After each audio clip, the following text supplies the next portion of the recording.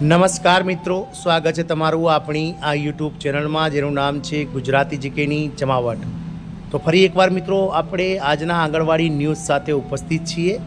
આજના આંગણવાડી સમાચારમાં આપણે જાણીશું કે રાજ્ય સરકાર દ્વારા 416 મહિલા સુપરવાઇઝરોની જે છે તે મિત્રો ICDS પ્રોજેક્ટ અંતર્ગત મહિલા અને બાળ વિકાસ વિભાગના નેજા હેઠળ નિમણૂક પત્રો આપી દેવામાં આવ્યા છે, જેમાં 200 જેટલા આંગણવાડી કાર્યકરોને પણ મિત્રો સુપરવાઇઝરો તરીકેની બઢતી મળતા આ કાર્યકરોનું વર્ષો જૂનું સપન જે તે સાકાર થયું છે। જાણી વિડીયોમાં વિગતવાર કે કઈ રાજ્ય સરકાર દ્વારા રાજ્યમાં 416 જેટલા મહિલા સુપરવાઇઝરોને નિમણૂક પત્રો આપી દેવામાં આવ્યા છે, તેને લઈને વિડીયોમાં વિગતવાર ચર્ચા કરીએ।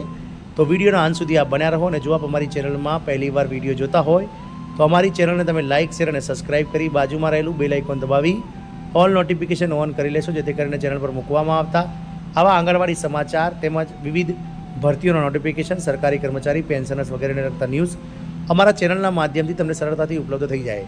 તો વાત કરીશું મિત્રો રાજસ્થાન સરકારની। તો રાજસ્થાન સરકાર દ્વારા રાજસ્થાનમાં 416 મહિલા સુપરવાઇઝરોને નિમણૂક આપી દેવામાં આવી છે।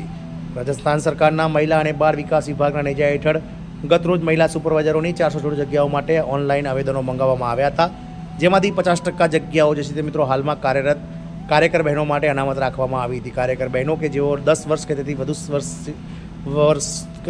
તેથી વધુ સમયથી મહિલા અને બાળ વિકાસ વિભાગના નેજા હેઠળ ICDS પ્રોજેક્ટમાં કાર્યકર બહેનો તરીકે કામ કરે છે, તેવા આંગણવાડીમાં હાલમાં કાર્યરત એવા કાર્યકર બહેનોને પણ મિત્રો 50% બેઠકો અનામત રાખવામાં આવી હતી। આમ 200 જેટલા આંગણવાડી કાર્યકરોનું સપનું મહિલા સુપરવાઇઝર બની અને સાકાર થયું છે। રાજસ્થાન સરકારી નોકરીની વાત કરીએ તો મહિલા અને બાળ વિકાસ વિભાગના સંકલિત બાળ વિકાસ સેવાઓ એટલે કે ICDS પ્રોજેક્ટ હેઠળ નિયામક મંડળમાં 416 મહિલા સુપરવાઇઝરની નિમણૂક કરવામાં આવી છે।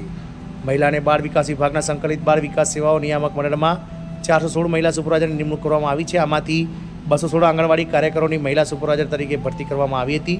તે જ સમયે 200 મહિલા સુપરવાઇઝરની સીધી ભરતી દ્વારા પસંદગી કરવામાં આવી છે। આ માટે ICDS વિભાગે આદેશો જારી કર્યા છે।